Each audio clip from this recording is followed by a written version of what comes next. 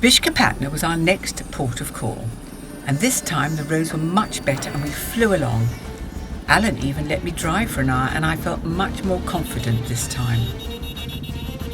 There was less shouting from my left, so I took it as a huge compliment that my driving was passing muster.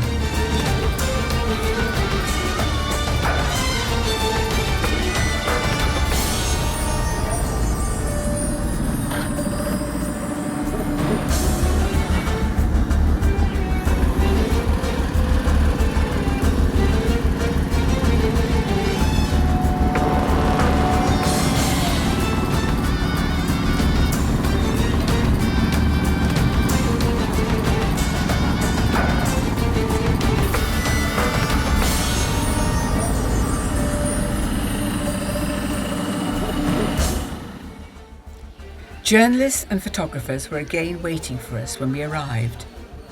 It was great to see the sea again for the first time since Mumbai, and we were all buoyed up by the progress we'd made and the reception we were getting.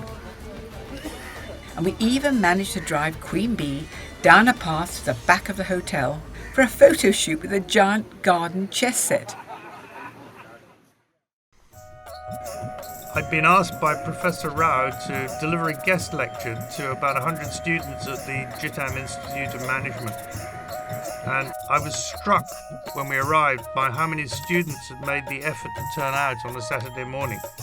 Certainly not a common occurrence in my experience of university students. I think they loved the talk because I tried to give them some picture of the motivation behind why I was doing the challenge and share some of the business experience that I've had in terms of what makes for a disruptor.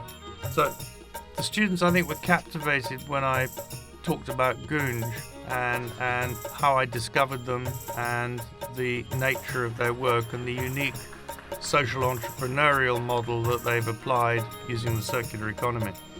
And I think that really struck a chord with them.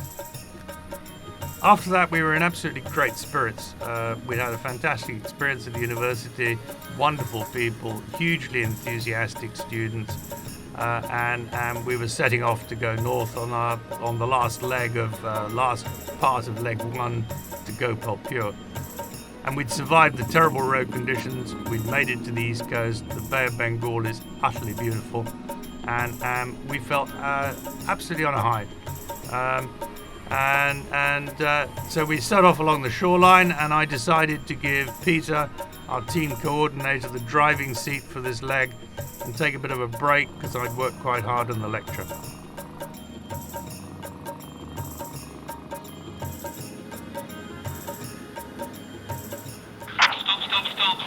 Stop, everyone stop. No drive. What's the problem, Peter? What's happened? Okay, I've lost drive. Car's revving, engine's revving, but I've got no engagement. I'm going to try and roll it over to the side of the road if I can. Okay, Peter, run away. Well, I knew we were in big trouble. There was no doubt there was a serious problem. There was absolutely no drive. The engine was running, but there was nothing going to the back wheel. Of course, when we turned the engine off, it wouldn't start again because we'd lost the coupling for the starter motor. So it was a serious problem.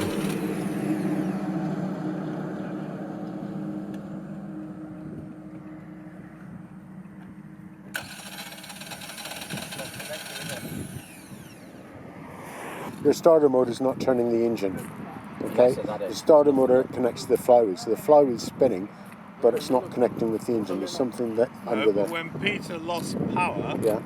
Yes, the engine was still running until he turned it off. Yeah. It was running, but it wasn't connecting to anything. There was no connection. The guys got on to Morgan, and after a short conversation, it became clear that it was the rubber drive couplings in the compensator that had actually just disintegrated.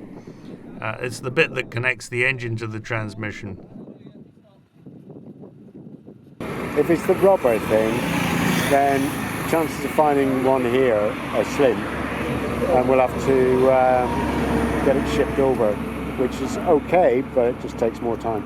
Okay, now, can I explain what the problem Well, is? you can UPS it, Yeah, whatever, What we believe and it'll run overnight. yeah. It'll be a day or 2 days late. That's all. So, Pat, how do you think Alan's feeling now? But I'm surprised he's so calm, to be perfectly honest. I think actually it probably is helping by the fact he's got a lot of people who know a bit more about the car than himself, and all helping to establish what the problem is. But he is being actually extremely calm indeed. I mean, one expects to have certain problems over the 30 or 35 days that we're going to be travelling, but perhaps he didn't expect it quite so soon, as we've only done 7 or thereabouts days. You know Alan better than anyone. Will this So I stop think him? he's Will he being give up? fairly calm. No, he's not giving up. Good grief, no. No, I mean, this is just par for the course. Okay? And we'll get it sorted and we'll be off again. Lorry coming.